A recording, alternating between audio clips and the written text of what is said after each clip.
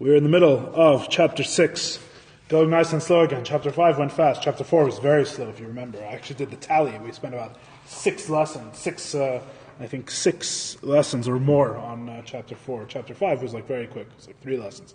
And chapter 6 is going slowly again because chapter 6 is difficult. We're talking about the Kabbalah. We're talking about the Kabbalistic understanding of creation. We say that initially God existed with his light. God moved his light to the side, leaving an empty space. All that was in the empty space was the remnant, the reshimu, the trace of the light that was there before. And then God shines a ray of light into this empty space. And that ray of light is what creates all of the world. And we said that when we talk about the spheres, which we've been talking about in previous chapters, in the sphirot, the lights come from the kav, they come from the ray of God's light that he sends into the void. And the vessels, the kelim, come from the reshimu. Their source is in the remnant and what's left over when he removes his eternal light. This is all very difficult to understand. This is all at a level of metaphor that is difficult to comprehend, which is why we're going through very slowly. We're explaining different aspects of the metaphor. And we said last time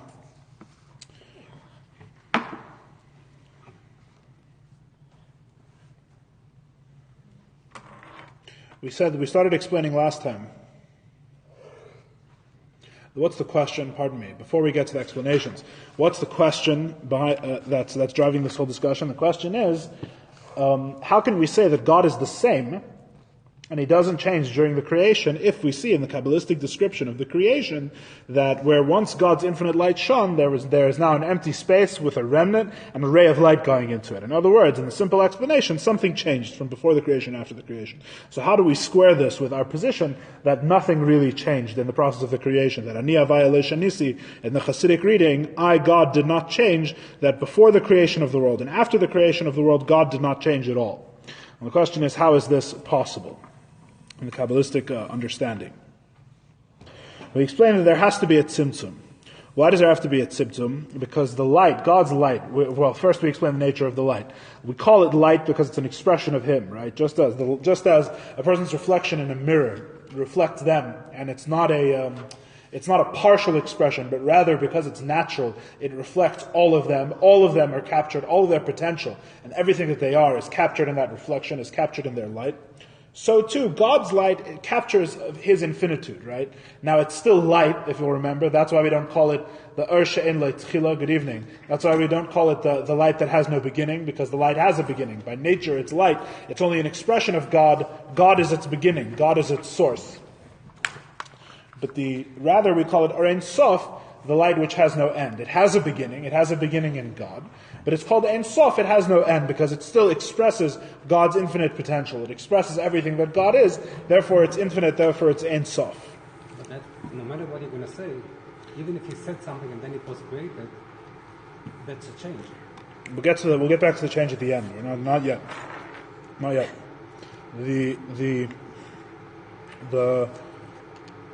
So what was I saying? So we call it as infinite light because it's an expression of everything that God is. We explained that this is really, really infinite, right? As we've explained at length, this is not a small form of infinity. It's not an infinite amount or an infinite expression of any one thing. Rather, this is the potential of everything that God can do, which is completely beyond any description or comprehension by man. This is everything God can do. Not everything that's possible in our universe, everything that's possible and not possible in all potential universes and beyond. Right? Whatever, maybe universe is a limitation, I don't know, so that's why I want to say beyond. I don't want to say it has to be in a universe. Everything God can do, that's sort of infinite. That's what the infinite light is. And we explained that if God uses the infinite light to create a world directly, what's the nature of that world? The nature of that world is that it's infinite. What do we mean by that it's infinite? We mean that even if it's a world, even if it's a specific thing, it is always a specific thing as part of God's subjective reality. Right? There is nothing, if the light creates directly, what is the light? The light is the expression of God. The light says, this is what God is. The light is a message conveying that there is a God and all that God is, so to speak. Right? It's like a message. You speak it in modern terms, like information theory. The light conveys everything that God is, in an infinite way. It's a message. Where that message is, there's no room for anything else to exist. Even if something else exists, even if you say that the infinite light, say, is used to create a table or something like that, that table is going to be a table that completely expresses everything that God is. In other words, the nature of the table is infinite. The nature of the table is God's subjective reality. There's still nothing that exists which cannot say, I am God. It's part of his subjective reality. When God says I, the table would still be part of that I, just like the light is. Right? In other words, is it really a table? And the answer is no. Not in our understanding of the table. It wouldn't be. It wouldn't really be a table. Right? Because no matter how limited you try and make it, if it's made of the light, if the light is what creates it directly, its nature it's an expression of God. And something which is a pure expression of God cannot be a limited and defined creation in the sense with which we're familiar. It has like God's DNA in it. Yeah, more than that though. More than that. It's not just that it's formed according to God's will, like you would say with DNA, which DNA describes the form of what's going to be created, but even the matter of it would be God. You would look at it, it's not made of wood, it's made of godliness, whatever that means, right? There's God's DNA in it, not the table's DNA. God's DNA. Right, God's DNA in it, right. Okay, yeah, that's the idea. It's an expression of God's subjective reality. Therefore, there's a tzimtzum. Let's start in the middle of page 177. The middle of page 177. V'lechein, therefore, where footnote 8 goes. V'lechein, therefore, tzimtzem atzma, he contracted himself, shaloi ya'ir rak ma'at ze'ir sham minei kolus ha'ara. He contracted himself so that only a little bit of light should shine. Which compared to the essence of his light is considered as nothing. Related to the original light, it is as if limitation compared to infinitude, right? This is very difficult things to grasp. And that's why it's called the reshimu, the remnant, the trace. Like when you write something and erase it, what remains when you erase what you write is only a trace on the paper. Impression. Yeah. The trace has nothing of what you actually wrote, right? There's no lead or whatever, there's no graphite, there's no pencil left in whatever you erased. All that's left is a mark on the paper, right, is the idea. The original thing is not there at all. Because it was completely removed. There's only a remnant and a trace, an impression. A general trace and impression is what remains. So again, what process are we describing? There's the tzimtzum. God removes his light. The purpose of removing the light is that the process of creation should happen through limitation. That there should be something which is not part of God's subjective reality. There should be objective reality, is the goal of the tzimtzum, of the contraction. What does the contraction mean? He takes that light, he takes that expression where everywhere all that is an expression of self. Everything says, I am God. Everything expresses his reality. And he removes that impression. And he leaves over the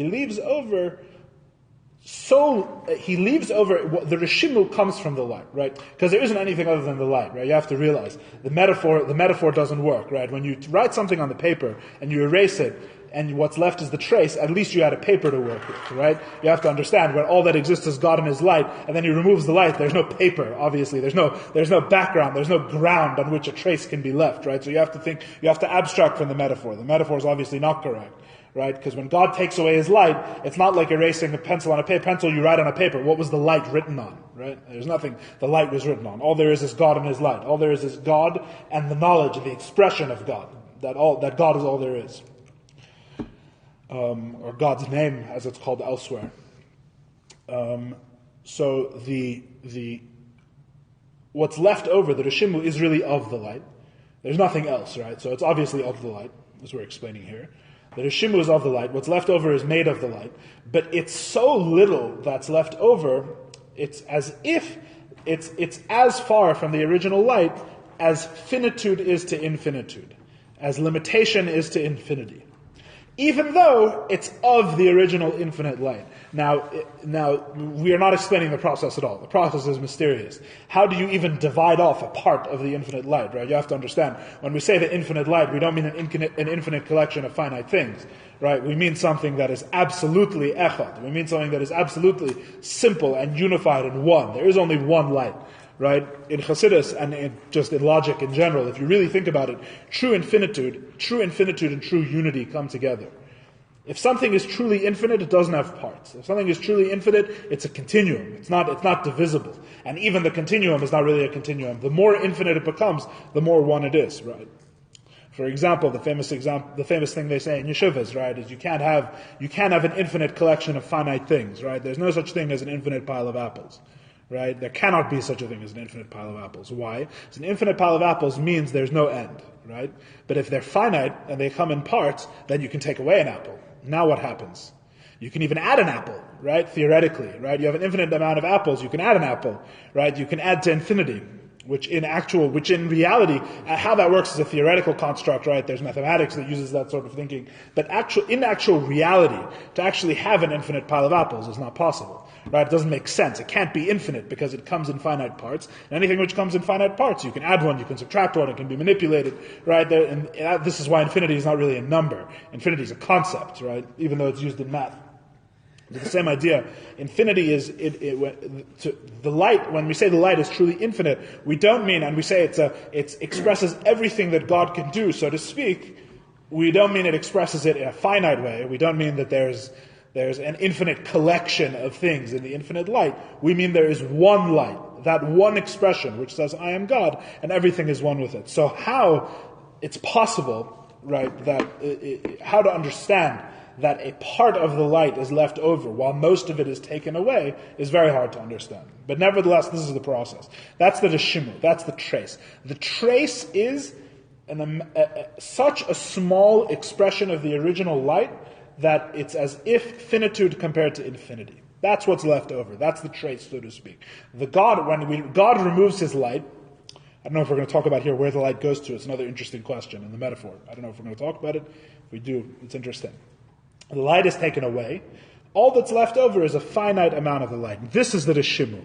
This is the trace. And the emphasis is that it's so... The Rishimu is finite. Pardon? Now you're saying the Rishimu is finite. That it sounds like that's what we're saying. We're not saying it's literally finite, but we are saying that it's such a smaller version of infinity of the infinity of our Ein Sof. It's so attenuated compared to the original infinity. It's as if it's finite. We're not saying it's literally finite. We're saying it's so attenuated, it's so weak, that it's as if it's finite compared to the original or Ein Sof. And that's why it's called a remnant, because when the remnant, like when you write on a piece of paper, the trace that's left over, you don't have any of the original thing. That's the emphasis. The emphasis is that the Rishimu is so distant from the original thing that it's as if the original thing is not here at all. Even though the Rishimu is made from the original light, right? Why shouldn't, even though it's a portion, why should it not be still have the full force and effect? It does in a way. It does in a way, right? It does in a way. The kalim, because what comes to the Rishimu is the kalim of Atzilus, the vessels, and that is infinite. When we say God's knowledge, like we've been talking about in previous chapters, that is infinite in a way. It's not infinite like our Ein Sof, though. There's different levels, right? So what the Rebbe is telling us is that this level of infinitude is basically infinitely removed from our Ein Sof. In other words, this level of infinitude is so much lower than what the original light is that this is basically considered as if it's limited, right? So in our world today, yes. Do we even have a remnant, or do we have a trace? Well, we're talking about before the highest of the four spiritual worlds is created. We're talking at a very abstract level. But nevertheless, this is the source for the vessels, which are in turn the source for all of the limitation and multiplicity in our world. So in other words, this is the initial point, so to speak. The truth is that Chassidus speaks about even higher than this. Where was it in the original Ein Sof? Where did the vessels go? All these things. But the point is that the source of all multiplicity and limitation in our world comes from this process, comes from this that's left over, this remnant. This is the source of limitation. But I guess, it's only because of us, because otherwise we will not be able to grasp it. That's why we had to go through the tzimtzum. If it will be left as is, as on soft, then we will not be able to do anything with it. That is true. And we talked about that last time. That's the reason why the world is not created. Why God doesn't just make a world straight from Himself to the world, because He can do anything, right? The reason is, why is there a process at all, right? When we say that the infinite light can't create a finite reality, you're putting a limitation on God. Why does He even need the infinite light? He could just create the finite reality, right? Make it grow out of nothing, right? Just directly, right? So that becomes a question of, why is there a systematized process in general? Why did God decide to do this through light and through processes which have limitations and things like that? And it's a separate discussion. But that we can understand it as part of it, that we should be able to learn about it in Torah as part of it. That's a very big statement. It takes a lot of work to understand. But yeah, that's part of the idea. Okay, but that's a digression. So all that's left over is the Rishima. So this is half. This is half of the equation, right? This is half of the sphere comes from this. This is where the vessels come from, right? Third line on page 176. Similarly, this that remains is of absolutely no importance. It has nothing compared to the original light. The Rishimu is this remnant, this ray that creates the Rishimu, that creates the trace, is as if nothing compared to the original light. Yeah, it's infinitive, right? Pardon? Yeah, it's still infinitive. Everything's relative. It's as if nothing to the original infinite light. Yeah. To us, everything is infinite at this level, right? To us, all of this is beyond imagining, basically. But compared to the original light, this is limited. Shubuchinas Ein Sof Mamish, because that light was truly infinite, right? No doubt he says truly infinite, Ein Sof Mamish. He's not saying that what's left over is not infinite. He's saying that was really infinite. This is just infinite. This is merely infinite. That was really infinite, right? Okay, it does talk about where the light goes. The light which is removed from shining is then included into the ma'ar. It retracts into the luminary. Where does the light go? This is kind of important for what we're going to be talking about later. Where does the light go? The light goes back into its source. In other words, the light never stops shining. The light, merely the external expression of the light is removed. The light is still shining, but inside its source. The light retracts into the source of the light. Right? In general, when Chassidus uses this term, this is what it means. When Chassidus says nistalik, right? Nistalik implies an ascent. The simple translation is that the light is removed. Is nistalik, right? It was removed. But the implication of the word is that it ascends. It ascends to a higher madrega. It's not removed. It merely returns to its source and is no longer expressed. Right? Like, for example, if a teacher is giving a lesson, and they're giving a lesson in a certain topic, right, to their students, and then he pauses the class for 5 minutes, right, and he doesn't speak, is the teacher's knowledge gone?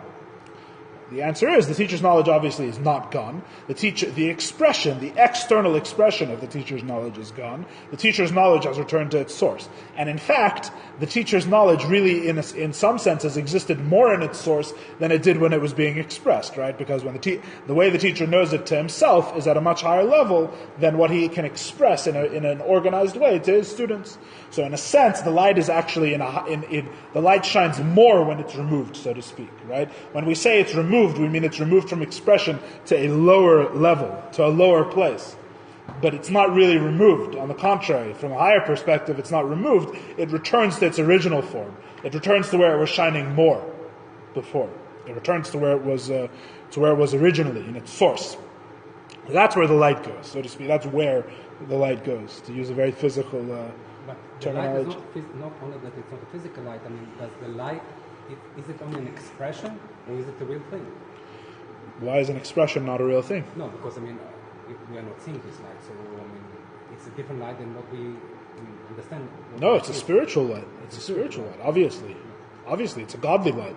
Because on the same level it says, I mean, Borei Choshech, and then you say Bo. So first of all, I mean, the Choshech was created, and then out of the Choshech, it just took the light, and, that's how it was created. We have no concept of Choshech, at least not in this Maimer.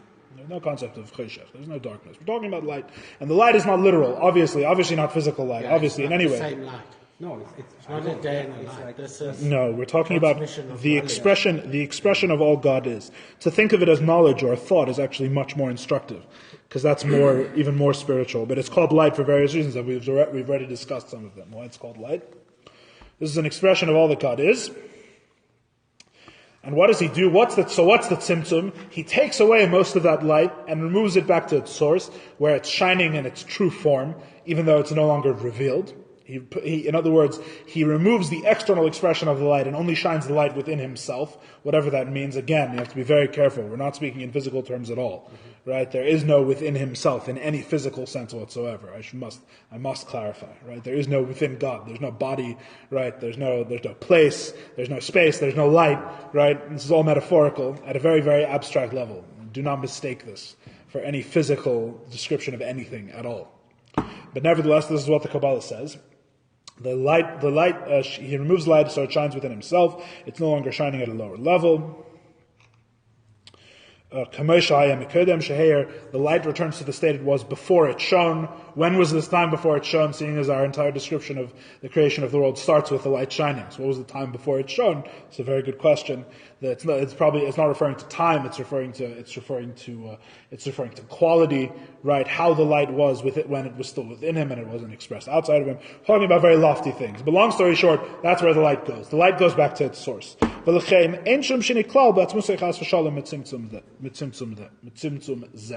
This contraction of the light does not change God himself at all. This contraction of the light, where he takes most of what is expressed and removes it and leaves over only the tiniest amount, which becomes the Rishimu, this process does not change God himself at all. Top of page 179. To Mavur La'il, Mashal Gashmi, as was explained above, with a physical example, a physical metaphor, but Ma'ar HaShemesh, with regard to the light of the sun, that the sun does not change whether there is more light or little light drawn from it. The sun does not change based on how much light is drawn down from the sun. Right? We explained this before. If you could put a huge paper bag over the sun, right, at a 1 mile distance from the surface of the sun, and around the entire sun, and you covered it with a huge paper bag, does that change in any way what the sun does in its expression of light? And the answer is no, that's ridiculous, because the sun does not emit its light for those that receive it. The sun shines. The sun, by its nature, is a shining object. It emits light. What happens to the light? Whether that light hits an obstacle 1 mile from the surface of the sun, or it makes its way to the earth, or is thrown into deep space, or makes it to a different planet, right? None of that makes any difference to the sun whatsoever. All the sun does is shine in a natural way. That right? comes from the definition of infinity, because no matter how much you take out of infinity, it is still infinity. That's what we said, right? That's why. So we said God expresses himself in a similar way. God has the mila, he has the advantage, the quality. But that's not fair, because in that case, the whole thing is like to discuss that even after creation, nothing really changed. Yes. But that comes from the definition, because if the definition is infinity, no matter how much you're going to take out of it, it's still infinite. No, that's not why, though. That's not why. Not because of that. Because it doesn't matter if the light is only expressed within himself, or it's expressed outside of himself. That makes no difference to the nature of the light. Just like the sun. Because it's infinite. Not because it's infinite, but because it's light. Because it's expressed in a way of light. It's expressed in a way where it's b'derech memela. It's an automatic expression, as we were explaining in the previous chapter. That's why we went into this whole discussion, so you can understand this concept. If you take an example of the sun is losing something. If you saw that the sun Right. has so much of it, so for us it seems like the sun doesn't lose anything. But it does lose. And therefore what? But we say it as infinite, so no matter how much it's going to lose, nothing is going to change because it's still infinite. And therefore? No, because What? God or the sun? Actually, both. For us, it's almost like Right. And therefore, And therefore? And therefore, something did change. But for us, we don't see the difference because it's infinite. No. By the sun, something changes. If somebody would be able to count infinite, Right. if we know it's impossible, but if somebody would, then you would be able to do infinite minus something, and that something could be measured. There's no, you're thinking very physically. There's no nuclear reaction in God producing photons, right? That's not taking place. It's a metaphor. The idea is that the emphasis here is that the light, the point is that the light is produced naturally. That's the emphasis. The sun, just as we spoke about this in the last chapter, the sun naturally produces the light. The sun doesn't produce light like a teacher teaching a student. The sun merely shines. It's its nature, right? It's like I'm seeing you right now, like the light that's reflected off you right now. You're not trying to reflect light. That's just what happens, right? As if it's automatic. Because it's an automatic expression, it makes no difference to you whatsoever. You can't even feel if someone is seeing you or not seeing the light that's off of you. Whether the light that's reflecting off of you is leaving the surface of your body or not, you can't even tell the difference, right? But here it says that the light goes and comes back to its source. Yes. 1 second. Very good. That's true. So first things first. Light from God, the light from God, this is all from the previous chapter. Light from God is expressed in an automatic way. God's light has the maila, right? There's two things. There are words in Hebrew. There's the quality and there's the paucity, there's the chisaron, there's the lack, right? There's qualities and lacks. It's important to understand in general in an approach to Chassidus. There is some things which we think are qualities are actually lacks. Some things which we think are pluses are actually minuses, right? In an objective sense, right? For example, in a very simple sense, right? We say that God can see everything, right? But we also say that God doesn't have eyes. Right? Now the question is, if he doesn't, when we think in the physical world that something doesn't have eyes, that means it can't see, right? But by God, the fact that he doesn't have eyes doesn't mean that he sees less than we do. On the contrary, it means that he sees more than we do. Right? For just as an example, the eyes are a limiting factor on our sight. We can only, even though the eye allows us to see, it allows our ability to see to express itself, the actual physical eye. Nevertheless, the physical eye also limits our amount to see. We can only see in one direction, whatever it is. The limitations there are in the eye, the limitations there are in the physical creation of the eye. We don't see perfectly, right? Some of us need corrective lenses, yada yada yada, right? The point is, We don't see the infrared. correct. So even though the eye allows us to see, the eye also stops us from seeing in a way, by its nature, because it's limited physical creation. Whereas when we say God doesn't have eyes, we don't mean he doesn't have eyes. The eye, we think of the eye as a mila, as a quality, because in the physical world you can't see without an eye, right? In the spiritual world, it's the opposite. The eye is, on the contrary, a limitation. If you can really see, then you don't need an eye. An eye would only limit your ability to see. Right? It's a similar idea. So a similar thing here. God's expression has two qualities that don't exist together in anything in the world, as we said in the last chapter. God has qualities that in our world are separate only. They can't exist together. God has two, so to speak, contradictory qualities. At least they seem contradictory to us in their limited expression. What are the two qualities? The first quality is that God expresses himself automatically, as if automatically. God's light is not expressed in a way of where he is invested in the way that it expresses. Rather, it's as if something that just happens automatically. It's like the sun just shines, or the light is just reflecting off of you. Therefore, the fact that the light fills the void, or doesn't fill the void, makes no difference to God whatsoever. It's not a change in God. Because the light expresses it's not God trying to put the light there. The light so to speak, comes off him automatically. What's the other advantage? The other maila, which a teacher has, or a specific form of expression has, is that it's not automatic but by choice. You can control it. It doesn't just come off of you as if by nature. The problem with the sun is the sun can't control how much it shines. If you just naturally shine, there's no control to that. You can't decide what to shine, you can't decide when to shine, you can't decide where to shine. Right? God has both of these qualities. His light and expression is, number one, as if it is automatic. He is not invested in it. He has the quality that the sun has, and therefore a change to the light does not change him. But he also has the quality that a teacher has, that he can control it. So, he has both. He is able to retract the light into himself by will, right? He is able to not shine it into the void. Nevertheless, the not shining it into the void does not change him. Right? It's very difficult to understand how you can have these two together, and Chassidus talks about it at length. How you can have these two things together. It's different forms of ratzon, there's different levels of will. It's very interesting. But the point is that God does not That does not change him. Is the bottom line, at least at the level of the light. If you want to say a change in his will, that becomes another interesting question. It's a question for a different time. The light itself, at the level of the light itself, right? Assuming that the will is consistent, right? Assuming that he can do this without changing his mind, right? At the level of the light, there's no inconsistency here. He shines the light in an automatic way. He has the mila of the sun, he has the quality of the sun that changes in the light, changes in how the light is expressed, do not change him. Nevertheless, he can change it. It's by will. He has both milas. Very hard to understand. Right, but I think this is part of the answer because, instead of talking about light, we can talk about the pond. So there is a pump that actually takes water from the pond and, make a circulation and then fills it back. So the amount of water in the pond didn't change, even though the water did travel, did something, and then came back. There's no amounts. No, but even if there's no amount, no matter how big it is, if it loses something, then it misses something. No, but I know. But first of all, the way until this point, we're going to change it in the next line. But until this point, we're okay with the light changing. All we're saying is that he doesn't change. The light can change. That's not a problem. It says "Ani with the teacher."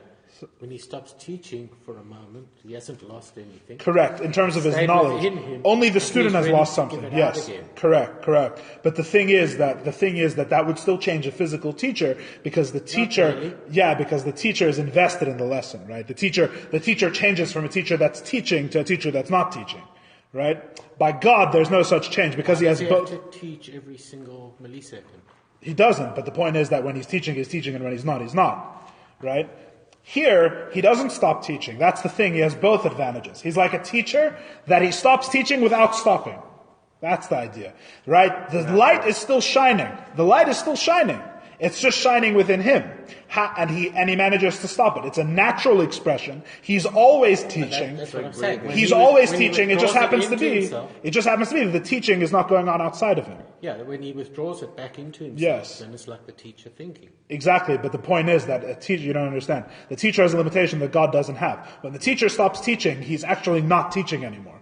He still has the same knowledge, maybe, right? It's a metaphor for a different thing, is what I'm saying. The teacher is now no longer teaching, right? At one time he's teaching, and then there's a change in him because he's no longer expressing himself to others. By God, it's not like that because it's like light. He's always expressing himself. He's always shining.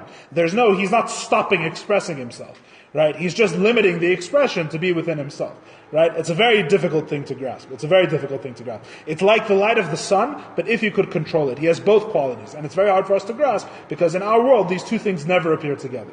You have one or the other. God has both because these are the qualities. Something which is a different level. It's like, I know there is a simple answer and a more complicated answer. When you give a blessing, I'm not saying you, but anyone, give a blessing. Do you miss anything or not? What do you mean? So, obviously, you give a blessing, so, you'd like to feel, I'm not losing anything, I'm just told you something. Right. That's my blessing. But is the world missing something out of that blessing? No, it's a channeling. You channel a blessing. I don't know. I'm not sure I really understand. I'm not sure I understand where this whole idea of anything missing from anything is coming from. I don't even understand what the connection even is. Even if it's infinite, still, it's like, you cannot imagine something that doesn't lose anything. So again, it's just a change in the light. The light can lose. The light can lose. There's no problem. At least as far as we've learned right here. There's no problem. The point that God doesn't change is that God himself doesn't change. The light continues to shine. The only difference is that the light doesn't shine into the void. The light only shines within himself. God doesn't change. God continues to shine. Nothing changes. The God continues to shine. It happens to be that he restricts the light from going out into the void. The light only shines within himself. God doesn't change. So why do they say that the light comes back to it? If the light wouldn't come back to it, then, okay, he has so much. He doesn't lose anything because it's infinite. But it seems like, he needs to get it back. Otherwise, he's going to miss something. No.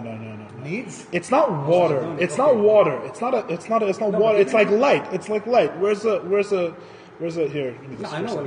It's like light, right? You have a circle, and the light is shining like this, right? All you do is you put something here, and now the light's here. There's no light. That's all it is. He's shining the light only within himself. It's not missing or not missing, right?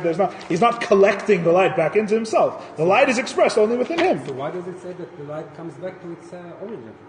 because the light returns. In other words, the light returns back to its source. It's not the idea that the light is being ingathered. The point is that the light doesn't extend beyond its original source. It's metaphorical. It's not talking about there's no water that's being. No, that I understand. I was saying from the beginning. Right. Okay. I'm saying I don't know about the. It's very not physical, so it's kind of part of correct. It is. It is very hard to understand. Okay, but nevertheless, that's the idea. So the light returns to its source, and therefore the change is only in the light. The change is not in him. Right? Now we go to the next step. The truth is that even the ray does not shine. Even the ray does not change. Even the light doesn't change. Because it has no independent identity at all. But rather it is included into the source of the light, as will be explained. This has to do with the idea that I taught you before, that the light doesn't go away, but rather returns, and on the contrary is even more powerful during the Tzimtzum than it was before. Right, the same light shines. The question is whether there's any change to the receiver of the light. Right. So again, let's summarize here. Is the air conditioning on in here, by the way? It feels very hot. It's because of the light. Or the sun. It's because of the light. There's a lot of light. We got you all worked up. Let's summarize. There's two levels at which there's no change. Number one, there's no change in God because the only change really happens in His light. And the question is, so now there's a change in the light. And the answer is, in the light there's also not a change. As will be explained more in the Maimer, but I already explained the basic idea why there's no change in the light, because the light is still shining exactly as powerfully as it was before. On the contrary, the light in a sense is even more powerful when it's in its source. That's the example of the teacher that's now not teaching, right? The light is still there, the knowledge, saying if all there was the knowledge of the teacher, right? I don't want to confuse you with too many metaphors, but the idea is that the knowledge is still there, the light is still there, and on the contrary, in some senses, it's more than it was before. Right? In this sense, the light also doesn't change. In this sense, the light too is still shining. So what changed? All that changed is the space, so to speak, where the light shone, or in other words, the receiver of the light, there's a change, right? If there was someone there to see, there would be a difference. But to the light, there's no difference, and to him, there's no difference. Neither he nor the light is affected by the Tzimtzum. We'll explain more about how the light doesn't change. Can't we say just filtered? It's Hashem. Pardon? Can't you just call everything we just said now filtered? Well, Why? It's not being blocked. It's not being. I'm sure if you could, the Tzemach Tzedek would. I'm sure. Why does it matter if it changes or not? Pardon? Is that a limitation? Say again? Why does it matter if the light changes or not? Because change in a sense is a limitation. Really, right now we're just explaining the verse. The implications of this will be laid out more as we go further. But right now it's just based on a verse. The Chassidic reading, at least, of the verse, Ani Avayolei Shanisi, God did not change. There's an idea that God did not change in the creation of the world. It's also connected to what we learned earlier in the Maimarim, how He's able to, through it would take a long time to explain now, but through the light in the vessel, part of the reason why we have this whole construct of the light in the vessel, we arrived at it through a very long discussion in this class, and part of the reason why you have the thing called the light in the vessel is such that there's able to be a world, but He still doesn't change. That's part of what's accomplished, that there can be a limited creation, but still God remains as infinite and as simple as He was before the world was created. And it's the lights in the vessels which allows that to be true. So we're actually in a long explanation of that idea. But the implications of it we can talk about more later as we go on. Let's do a little more. So if I move this one from here to here, yes. Do I change God? Nothing changes God is the point. God doesn't change. The question is how He doesn't change is very hard to understand. But no, God doesn't change. That's the whole point. God doesn't change. But here something did change. I know. It's a very good question. We'll get there. Not yet. Hurry up Okay. and wait. Hurry up and wait. There's 12 chapters. We're only on 6. We're going through it very slowly. The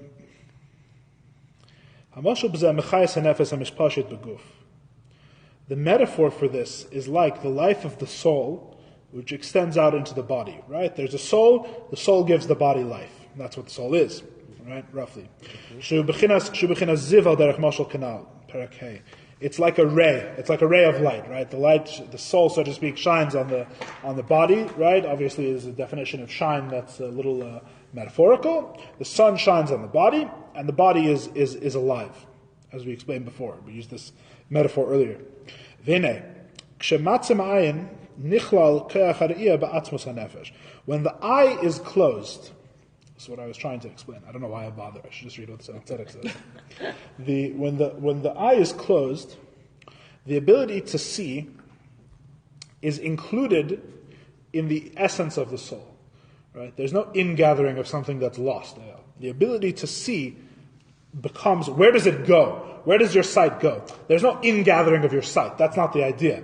The idea is, where does your sight go when the eye is closed? Right? The sight isn't taken away. The ability to see isn't taken away. That's in the nefesh. That's still something you can do. That's still something you as a soul are able to do. You're able to see. What are you doing with it? Where did it go? Because you're not actually seeing now, right? Even to be more dramatic, you could even say if the eye was removed entirely, right? Never mind if it was closed.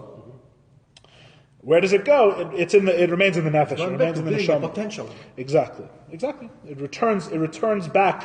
That's where I wouldn't use that lashon though, because that's not going to apply to the light. But that's the idea. The idea is that it's not being used anymore. It's something the soul can still do, but it's not being used. It returns to the essence of the soul. It returns to its source. It's not being expressed. It's something that the soul can do. It for all intents and purposes, it becomes the soul's ability to see rather than actual seeing. Right? It returns to its source. It has not departed and disappeared completely, your ability to see when the eye is closed. When you open your eye, it's immediately as it was before. It's not like you summon a new ability from your soul to see again when you open your eye again, right? It's obvious from our subjective experience of sight that when you close your eye and open your eye, you don't stop seeing. Right? There's just something which is preventing you from seeing this second, right? And the second you remove that thing that's preventing you, it's exactly the same as it was before. It's not a new seeing. It's the same seeing. It was just for a second. It wasn't expressed. Your sight wasn't expressed in your body. Your sight was only something that you could do. There was a power that was included within you and wasn't being expressed outward. Even a blind man whose power of sight is not expressed, interesting metaphor, his ability to see remains entirely in the soul. Never in his life does his ability to see actually express itself, a blind man. That is why, this is an incredible explanation. This is not based on DNA science, right? This is Chassidus. Nevertheless, he's able to give birth to someone that can see. Right? What's the point? The point is that, and it works with DNA, but it works with the DNA perfectly, you understand. It's the same thing. It's the same idea. The idea is that the person, in essence, can see. Right? The person, it's not like he doesn't have a deficiency in his humanity. He's still a person. The person, B'etzem, can see. This, in essence, can see. This person is prevented right now from being able to see. But if he has children, his children can see, right? By most forms of blindness, I'm not aware of genetic blindness, but but in most cases, right, the child can see. If something happens to his eye, he's not able to see. He has that ability. In other words, he technically, from the soul's perspective, the blind man can see.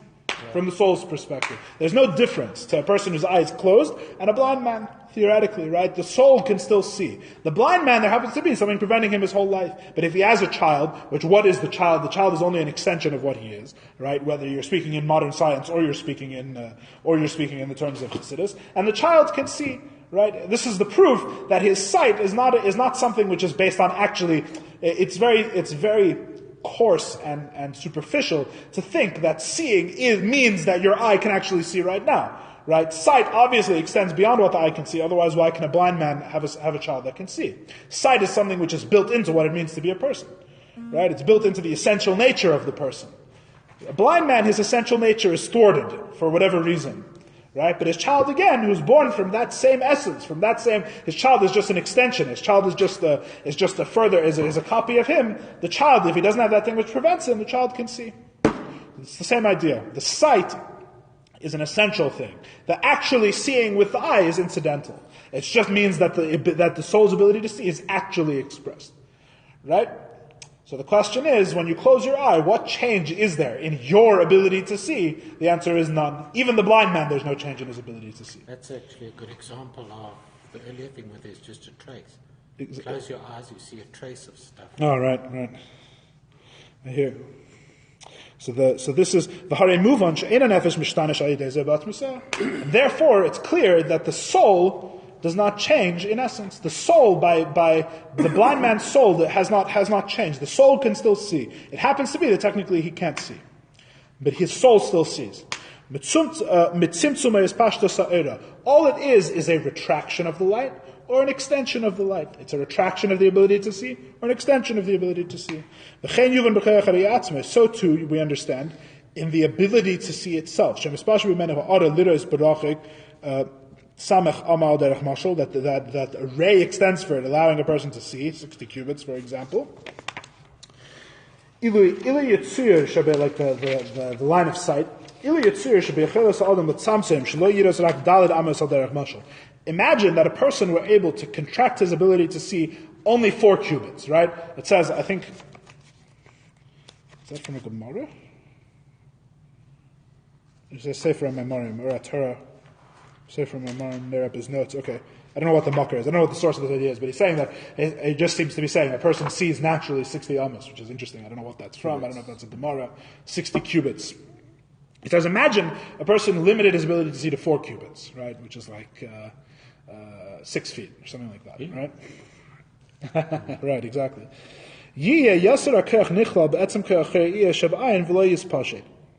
The remainder of his ability to see, so to speak, would remain within his soul, and only his ability to see 4 cubits would be in his eye, right? In other words, he's partially blind, right? And we're just saying, rather than all or nothing, that either his ability to see is entirely expressed or it's entirely hidden, like with someone that's blind. Rather, you could have it at a half measure, right? Someone sees, but only 4 cubits. Right? It's a limitation on their sight, but they can still see.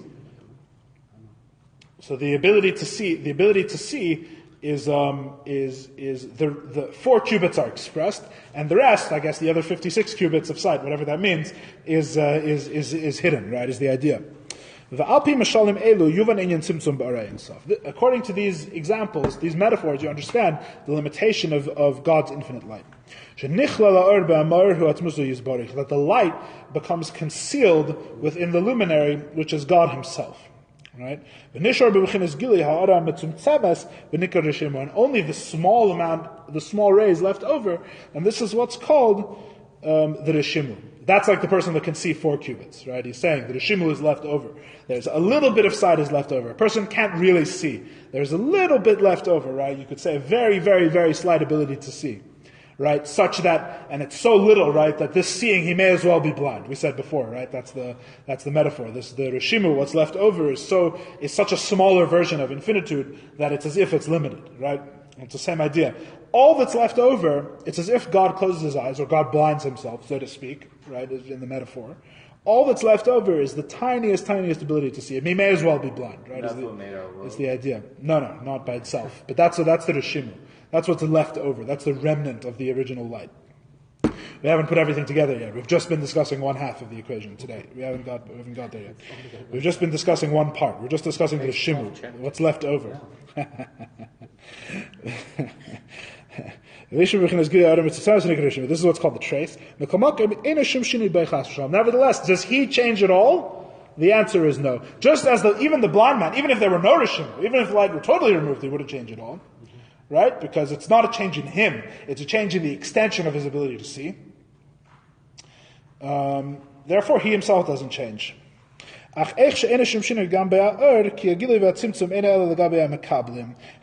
by God, 5 minutes. This isn't a topic for 5 minutes, but let's start it anyway.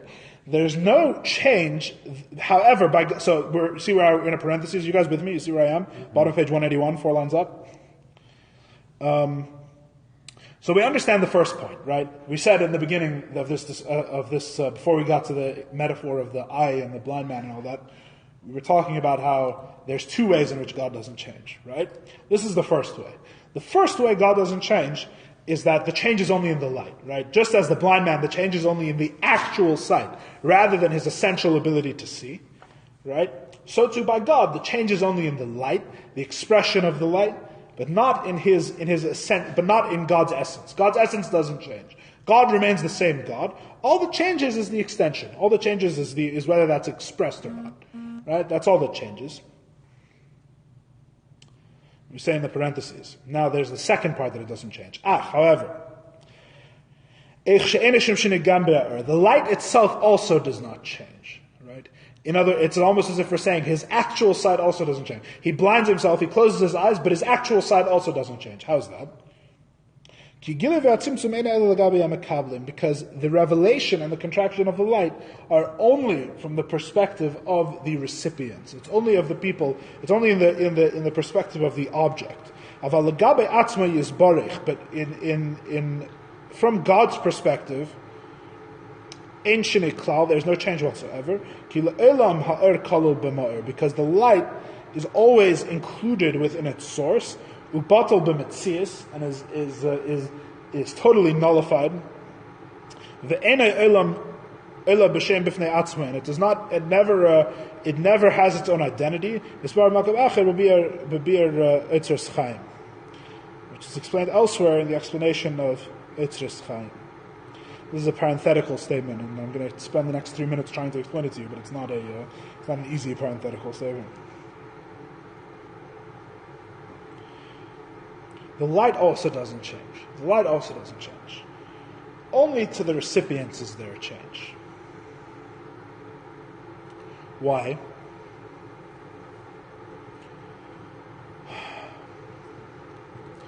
This is where things get a little wilder. Right? God closes his eyes, which is like the Tzimtzum, and the light returns to himself. We're saying it's like he almost closes his eyes. There's a tiny little bit left over, and that's the Rishima. Okay, it's as if he completely closes his eyes. Right? The light is removed. Not physical. Not physical eyes and not physical light. Right? It's a metaphor. But what's there? When I say he closes his eyes, what am I saying? I'm saying that he doesn't change. Only the light changes. Right? That's the metaphor. The metaphor is that even the blind man can still see in his essence, right? And who he is, as his essential humanity, he can see. It's just that technically he can't see. So too by God. God doesn't really change. Only the technical expression of his light. It's only his self-expression which changes. He himself doesn't change. He himself remains unchanged. Just like the blind man can still see and can still have children that can see. It's just technically that he can't see. So too by God. It's the expression of sight which doesn't happen. It's the expression of his ability to see. So too by God. It's as if he closes his eyes. It's only the expression which is limited. It's the expression which is stopped. That's the first thing. So God himself doesn't change, only the expression changes. The second step, which is the parenthetical statement here, is that the expression also doesn't change. The expression also doesn't change. Why doesn't the expression change? This is as if he closes his eyes and can't see, but he can still see. Right? Why? How does that make sense? The expression doesn't change because the change only takes place with regards to the object. The change is only with regards to, in the metaphor, I guess you would say, something like what is seen, rather than to God himself, the recipient. Why? Why is that the case? Because we're going to do this in a minute and a half. Let's see how this is a pretty bold minute and a half. Why doesn't the light change? The light doesn't change because the light is never outside of God. There's never anything that God is seeing with his ability to see. I'm speaking metaphorically here. It's as if the person's sight never left himself, and that everything he saw was inside of himself. Even when you can see, right? When he can see, let's say I'm sitting here, and let's say everything that exists that's not me is the cup, right? Let's use the metaphor, right? So God before the Tzimtzum, right, has his eyes open, and he can see the cup. Where is the cup? Inside of God. The cup is inside of God, inside the Ma'or, inside the luminary. It's within God himself. There's no space here. There's no God is limited to one place and everything's outside of him. There's no limitation on God whatsoever. So it turns out that what we've actually been painting in our minds as a canvas, where God is in the center, and then the light comes out of him, and the light is removed, and there's something left on the outside, it turns out that God himself is the canvas. And God is the thing in the middle of the canvas. Right? God is the Ma'or. God is the luminary. There's nothing that we're describing takes place outside of God, because nothing can take place outside of God. Right? God is everywhere. This is the sense we mean, by the way, when we say this, like the simplest children, Hashem is here, Hashem is there, Hashem is truly everywhere. This is the sense that we mean. We're not talking about light, we're not talking about expressions. We mean, in the simplest sense, God is everywhere. Right? Where is God not? Right? God is everywhere. God himself, the Ma'ar, the luminary. Not an expression of God, not in a way that you'd see him, so to speak, right? Because seeing him means he's expressing light. There's an expression of him that can be seen. But God himself simply is everywhere. God himself simply is everywhere right now. He's everywhere in our world also, even though we're speaking of the highest spiritual levels. There, even more so, right? Here, it's much harder to make that case, right? There, everything is an expression of him, but we're saying the expression of him is within him as well. He is the canvas, right? He's not a spot on the canvas. No, he's actually the painter. He's everything. He's everything. He's the whole thing, right? It's all God. That's the point. The point is it takes place within him. He's the ground. He's reality. Now it's really, more understood. Oh, 1 second though. I'm not done yet. 1 second. So God, so you have God, and he sees the cup. The cup is inside of him, right? And he has his ability to see. And his ability to see is his expression of his life. That's his expression. He expresses himself by seeing, in the metaphor, right? What's the tzimtzum? The tzimtzum is he closes his eyes. Now, closing his eyes doesn't change him, because he, be'etzem, is still a seer. Just like a blind man is still a seer when he closes his eyes, right? It's only technically the fact that he can see that change, the technical expression of his sight that changes, right? Where does his sight go when he closes his eyes? His sight goes within himself, right? So what's the difference now between before, so he himself doesn't change, because it's just a change in his sight. But now the question is, the sight is now within him. Before, the sight extended out of him, right? What was the difference between what extended out of him and what's within him? There is no difference, because what was out of him is also in him.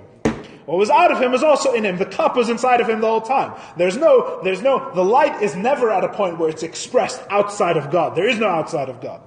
Right? So what change is there? Even in the light, there's no change. The difference is, so before the light was inside of him and it was being expressed outward, so to speak, and now the light is only within his original source. But the light that was expressed outward was also within him.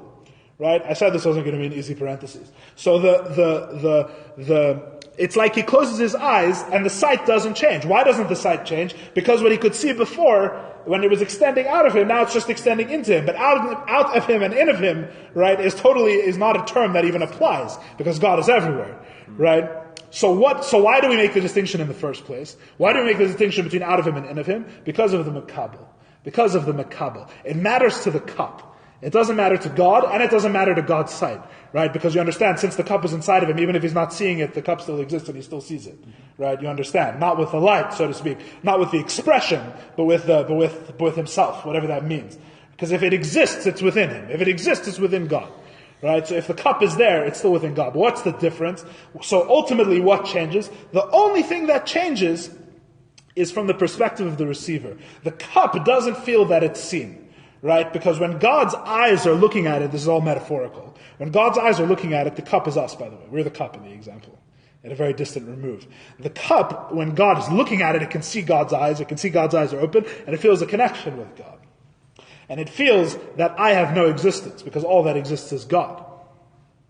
God closes his eyes. The cup is still seen by God. Because even though he's closed his eyes, the cup still exists within him, because everything that exists is within him. And not just within him, but batal b'metzias, which means it has no independent existence whatsoever. The cup is really just an expression of God, even when he's not expressing his light. Right? In other words, the expressing of the light is basically a technicality at this point in terms of the relationship between the cup and God. The only difference is that the cup doesn't perceive the relationship when God closes his eyes. The cup doesn't see God looking at him. The cup, so to speak, very metaphorically we're speaking now, sees God with closed eyes. The cup doesn't feel that it's created by God. The cup feels independent. The cup doesn't see God, so to speak.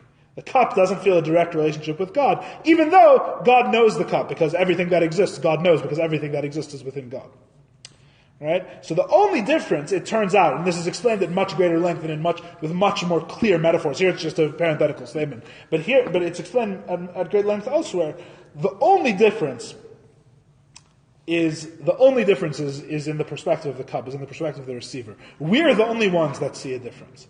This is what it means in violation. This is also what it means in that God didn't change. It's also what we mean when we say in Chassidus that the tzimtzum is loy k'pshutei, that the contraction of God's light is non-literal. This is Chassidus' famous position on the matter. There are other sources in Judaism that may disagree, right? Famously, this is part of what the original opponents of Chassidus disagreed with Chassidim about. This is one of the things.